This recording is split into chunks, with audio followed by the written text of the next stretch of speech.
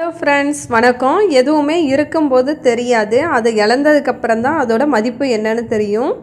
நம்ம தலைமுடியும் அதே மாதிரி தான். ஃபஸ்ட்டு அது இருக்கும்போது அதை நம்ம பராமரிக்கிறதையே விட்டுடுறோம். ஆனால் அது கொட்டினதுக்கப்புறம் முடி ரொம்ப கொட்டிருச்சுன்னு ஃபீல் பண்ணுறோம். நானே ரொம்ப அனுபவிச்சிருக்கேன். அதனால் நம்ம தலைமுடியை அடர்த்தியாகவும் ஆரோக்கியமாகவும் நல்ல கருமையாகவும் பொடுகு இல்லாமல் எப்படி வளர்க்குறதுன்னு பார்க்கலாம். எளிமையாக கிடைக்கக்கூடிய பொருளை வச்சு எப்படி நம்மளோட தலைமுடியோட ஆரோக்கியத்தை மீட்டெடுக்கிறதுன்னு பார்க்கலாம். நான் இன்றைக்கி ஒரு பாக்கெட் மீரா சீயக்காத்தூள் எடுத்திருக்கேன். நீங்கள் உங்களுக்கு எந்த சீயக்காத்தூள் கிடைக்குதோ அதை தாராளமாக யூஸ் பண்ணிங்க. இல்லைன்னா ஃப்ரெஷ்ஷான சீயக்காய் இருந்தாலும் ரொம்பவே நல்லது. நிறைய பேருக்கு அது கிடைக்கலன்னு சொன்னதுனால தான் இந்த மாதிரி ட்ரை பண்ணுறேன்.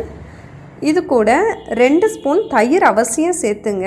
ஏன்னா தலைமுடி வறட்சியாக இருந்துச்சுன்னா கண்டிப்பாக முடி கொட்டும். இப்போ நம்ம தயிர் சேர்க்குறதுனால நம்மளோட தலை சருமம் வறட்சியாக இல்லாமல் இருக்கும். அடுத்து இது கூட அரை முடி எலுமிச்சை சாறு சேர்த்துக்கங்க. கிட்டத்தட்ட 2 ஸ்பூன் சாறு.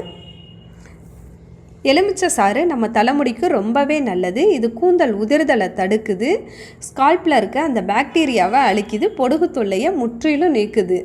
அதனால் அவசியம் எலுமிச்சை சாறு சேர்த்துக்கங்க. அடுத்து இது கூட கொஞ்சமாக தண்ணி சேர்த்து நல்லா இது எல்லாத்தையும் ஒன்று சேர்த்து நல்லா கலக்குங்க. இது நம்ம தலைமுடிக்கு ரொம்பவே நல்லது. எப்போவுமே வறட்சியாக இருந்துச்சுன்னா தான் பொடுகு தொல்லை அரிப்புலாம் வரும். நாம் இந்த தயிர் எலுமிச்சை சாறுலாம் சேர்க்குறதுனால இது நம்ம தலைமுடிக்கு அரிப்பையோ அலர்ஜியையோ ஏற்படுத்தாது. ரொம்பவே நல்லது. இதை நம்ம தொடர்ந்து பயன்படுத்திட்டு வர்றப்ப நம்மளோட தலைமுடி உதிராமல் நல்ல பளபளப்பாக இருக்கும். அதே சமயத்தில் தலை சருமத்துக்கு நல்ல ஆரோக்கியத்தையும் கொடுக்கும். இது ஆண்கள் பெண்கள் எல்லாரும் தாராளமாக யூஸ் பண்ணலாம். பொதுவாக ஆரோக்கியமான உணவுகளை எடுத்துக்கும் போதும் நம்ம தலைமுடி நல்ல அடர்த்தியாகவும் இருக்கும், உடம்பும் நல்ல ஆரோக்கியமாக இருக்கும். இப்போ இந்த பாருங்கள், இந்த மாதிரி தண்ணி பதத்தில் நல்லா ஒன்று சேர்த்து கலந்துருங்க.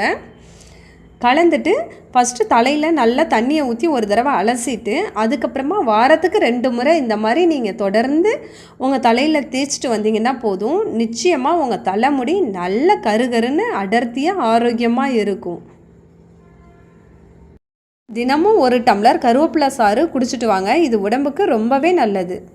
மாதிரி பீட்ரூட் ஜூஸ், கேரட் ஜூஸ் இதெல்லாம் சேர்த்துக்கும் போது உடம்புக்கு ரொம்ப நல்லது. இதனால் கருவேப்பிலை சாறு குடிக்க முடியலைன்னா கருவேப்பிலையை காய வச்சு பொடி செஞ்சு அதை எப்படியாவது சாப்பாட்டில் கலந்து சாப்பிடுங்க.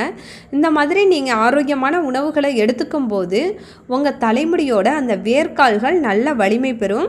அதனால் உங்களோட அந்த கூந்தல் நுனி உடையிறது அப்படியே கட்டுக்குள்ளே வந்துடும். நிச்சயமாக தலைமுடி நல்ல ஆரோக்கியமாகவும் அடர்த்தியாகவும் நீண்டு வளரும். தொடர்ந்து பயன்படுத்திட்டு வர்றதுனால கண்டிப்பாக உங்களோட முடி கொட்டுறது நின்று நிச்சயமாக புதிய முடி வளர ஆரம்பிக்கும்.